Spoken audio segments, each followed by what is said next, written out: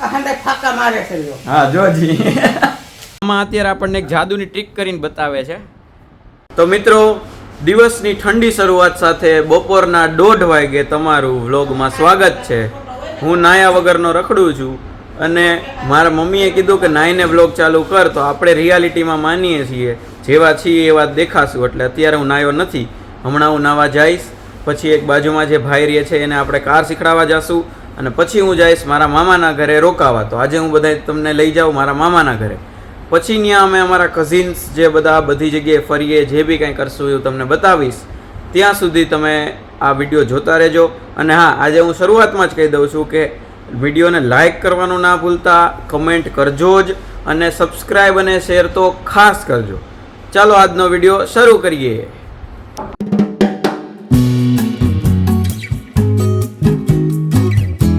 આજે બ્લોગ નહોતો ચાલુ કર્યો ત્યારે મારા મમ્મી અને હું બે જમવા બેઠા ત્યારે આ બેનથી દાળ ઢોરાઈ ગઈ હતી. એટલે મેં કીધું કે અગર જો આ દાળ મારાથી ઢોરાણી હોત તો પછી તો મારે હિસાબ કરવી પડત ને એનાથી ઢોરાણી હોત તો સીન થઈ જાત મોટો બધો. પણ એ બેનથી ઢોરાણી એટલે મસ્ત મોઢું બગાડીને ઊભા થયા, મસ્ત પોતું લીધું ને સાફ કર્યું. અને જો મારાથી ઢોરાણી હોત તો મોઢું તો બગડત અને બે ચાર સામે બીજું પડત. એટલે આપણે બચી ગયા છીએ અને બેનને તોય સાફ કરવું પડ્યું છે. ભાઈએ કીધું છે લુંગડા આંબવાનું બધી ગેલેરીમાંથી. અને હમણાં મેં વિડીયો ચાલુ કર્યો ત્યારે બા એમ કહેતા હતા કે કોક એમ કે બાવા જેવો લાગે નાયા વગરનો. તો તમે કહી દો કે જે નેચરલ હોય જ સારા લાગે, એમાં કોઈને બતાવવાનું ન હોય આપણે ખોટું. બરોબર છે? હા જોજી. તો મિત્રો, આપણે કપડાં લઈ લીધા છે ગેલેરીમાંથી. હવે એને આપણે સંકેલવા માટે દઈ દઈએ. પછી આપણે નાહી લઈએ અને થોડાક વ્યવસ્થિત થઈ જાય. કેમ કે હવે જો નહીં નાહીએ તો આપણા બા અને મમ્મી બે આપણને લઈ લેશે. તો નાહી લઈએ હવે. તો મિત્રો, આ કાલે એક જગ્યાએ બેબી શાવર, ગુજરાતીમાં કહું તો શ્રીમંત હતું, ત્યાં બધાને આ એક એક છોડ કુંડું જે કયો એ ગિફ્ટમાં આપ્યું.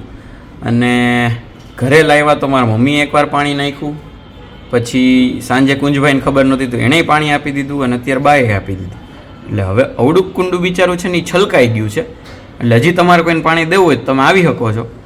બાકી અત્યારે તો બિચારું અત્યારે આમ કહેવાય ને ઓવરફ્લો જેવું થઈ ગયું છે. હવે જોઈએ આ પાંદડા ટકી રહે છે કે પાણી ટકી રહે છે. ફાઇનલી નાહી લીધું છે. હવે જે બાજુવાળા દોસ્તારને આપણે કાર શીખડાવવા. તમારે કાર શીખવી હોય તો તમે મને ફોન કરી શકો છો. ફોન નંબર હું નહીં આપું, પણ મને ખબર છે તમે એટલા જ લોકો જોવો છો જેની પાસે મારો ફોન નંબર હશે, તો તમે ફોન કરી શકો છો અગર તમને ઈચ્છા હોય તો. ચાલો તો અત્યારે આપણે જઈએ. ફાઇનલી યુગભાઈના હાથમાં ગાડી આવી ગઈ છે. આ છે આપણો બીજો મિત્ર. અત્યારે આપણે બિલખા રોડ ઉપર નીકળી પડ્યા છે.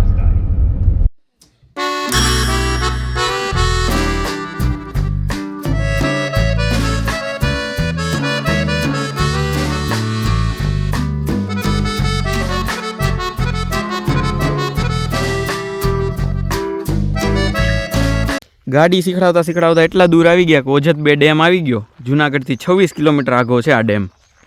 તો મિત્રો, ફાઇનલી ઓજત 2 ડેમ. ખબર નહીં જો ત્યાં પાણી ઓવરફ્લો થાય છે. ખબર નહીં કઈ રીતના થાય છે અત્યારે એટલા ભર ઉનાળા ટાઈપમાં.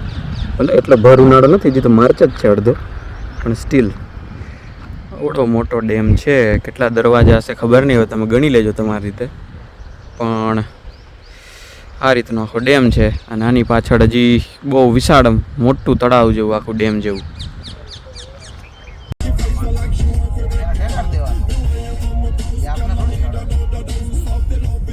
તો મિત્રો, આ છે જળ સંગ્રહની જગ્યા ડેમની, ઓજત 2 ડેમ.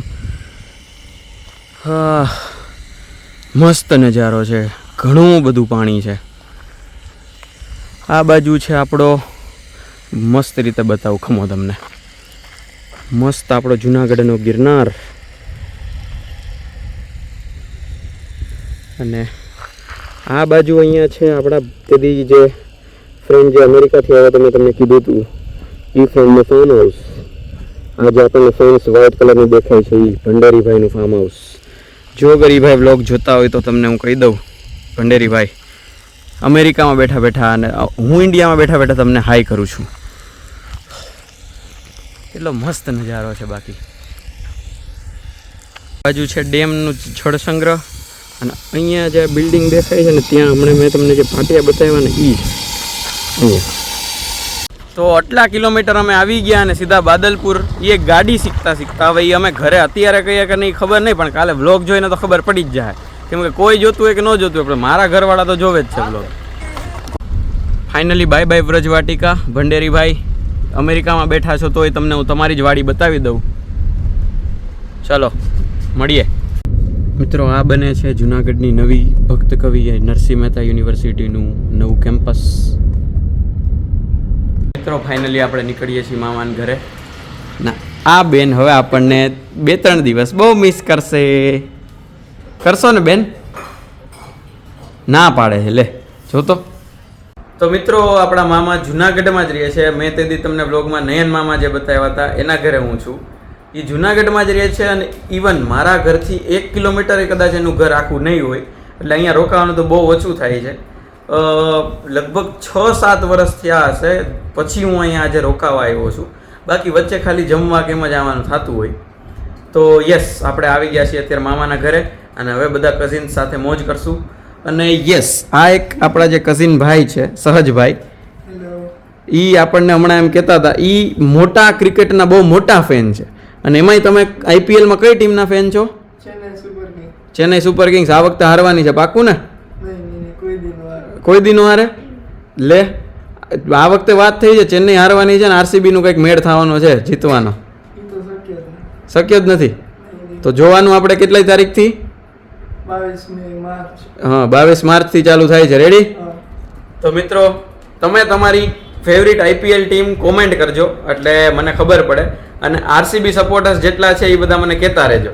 તો મિત્રો આ સહજભાઈ તો આપણાથી બહુ ઊંચા છે એટલે કાં હું કપાઈ જઈશ ને કાં ફ્રેમમાંથી કપાઈ જશે. એટલે હવે સોરી એના માટે. પણ હા અત્યારે સહજભાઈના પપ્પા એટલે મારા મામા નયન મામાએ એ બે બહુ જ મસ્ત વસ્તુ સમજાવી. એક હતી જમીનના માપણી, જમીનના પેલા આપણે કોણ એના માલિક છે એ બધું આખું અમને સમજાવ્યું. એક એ બહુ મજા આવી.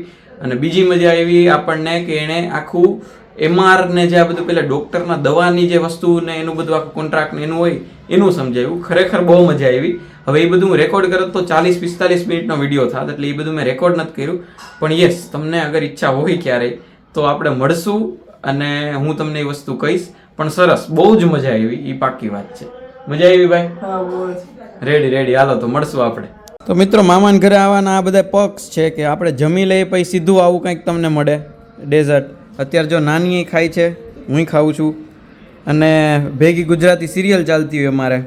અને હા કાલનો વિડીયો ખાસ જોજો કેમ કે કાલ આપણે જવાના છે ઉપરકોટ અને આપણે આ ભાઈ આવવાના છે ભેગા અને હજી એક મારી બેન આવવાની છે. હું તમને કાલના વ્લોગમાં બતાવીશ. પણ યસ કાલનો વ્લોગ બહુ જ મસ્ત હશે એટલે બધા ખાસ જોજો. અને આપણે આખો ઉપરકોટ એક્સપ્લોર કરશું, એની હિસ્ટ્રી અને બધી વસ્તુ ત્યાં કઈ વાવ છે અને શું છે એ. અને અત્યારે બ્યુટિફિકેશન થયું છે પછી બહુ જ મસ્ત થયું છે એટલે હું તમને બતાવીશ એક જગ્યા અને મસ્ત રીતે બતાવીશ. એટલે જોજો કાલનો વિડીયો ખાસ. મિત્રો આ વસ્તુની સૌથી મેઇન મજા એ છે આપણને બધાને ખબર હોય કે આ સિરિયલ જ છે તોય આપણે ઘરે બેઠા એને શિખામણ આપતા કે આ કરીને ઓલું કર. ભલે એ આપણું કાંઈ નથી માનવાનું અને આવવાનું એવું જ છે પણ તોય આમાં અત્યારે આપણને એક જાદુની ટ્રીક કરીને બતાવે છે કે આપણે એક પત્તું પિક કરવાનું જે એ પછી ગોતી દેશે. હવે આપણે વિડીયોમાં બતાવી દઈએ કે આ છે. ઓકે ચાલો હવે મામા કંઈક ટ્રીક કરે છે.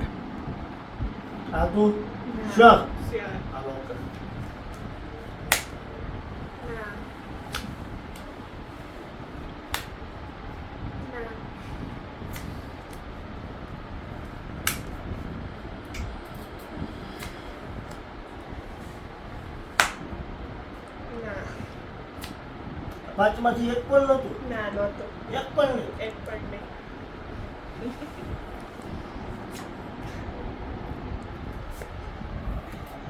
મિત્રો ખબર નહીં કઈ રીતના મામાએ કર્યું પણ એક્ઝેક્ટ આ જ પત્તું આપણે હમણાં ઘડીક પહેલાં જ વિડીયોમાં જોયું. તો મિત્રો અત્યાર સુધી આપણે કરતા હતા ઉનોના કાર્ડથી ટ્રીક મેજિક જે કયો એ. અને હવે આપણે કરશું આપણે આ ગંજી પત્તાના પાનાથી. તો ચાલો જોઈએ આ ટ્રીકમાં શું છે. હવે 5 6 7 8 9 5 6 7 ચાલો તો આપણા બેન એક ધારે છે નંબર અને એણે આપણને કીધો છે હું વિડીયોમાં લખી નાખીશ હવે મામા ટ્રીક કરશે તમારે 20,000 કહેવાનું ને હમ 20,000 હા યસ હા, હવે યસ તે મનમાં ધારી લીધો હા. હવે હું ટકોરો મારો ને નેક્સ્ટ થી ગણવા માંડું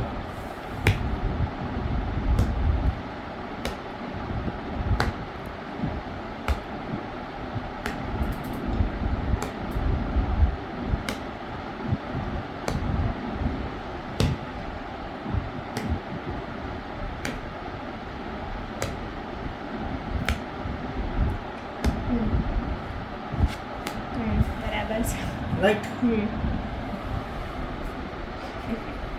ઘરે આવવાના સૌથી વધારાના પક્ષ હજી કહું સ્પેશિયલ આપણી માટે ટાઈમ કાઢીને આવું કંઈક કંઈક રમે ને બધાને મજા કરાવે તો બહુ મજા આવે મામાના ઘરે તમને આવે જ કે નહીં કહેજો કોમેન્ટમાં તો મિત્રો આજે બધા તો સૂઈ ગયા હવે મામાના ઘરે અત્યારે બધા જનરલી વહેલા સૂઈ જાય છે તો આપણે કાલે જાશું ઉપરકોટ બધા કઝિન સાથે મારા મામાના છોકરો અને માસીની છોકરી અમે ત્રણેય જાશું ઉપરકોટ તમને બધાને ભેગા લઈ જાશું વર્ચ્યુઅલી તમને બધી જ વસ્તુ બતાવશું અને આજનો બ્લોગ અહીંયા જ એન્ડ કરીએ હજી આપણે 2-3 દિવસ મામાના ઘરે જ મોજ કરવાના છીએ તો યસ અત્યારે અહીંયા બ્લોગ એન્ડ કરીએ ખુશ રહો મસ્ત રહો અને હસતા રહો આપણે મળીશું કાલે ઉપરકોટ સાથે ઉપરકોટ જઈને અને ત્યાં સુધી મજા કરો ચલો મળીએ છીએ બાય બાય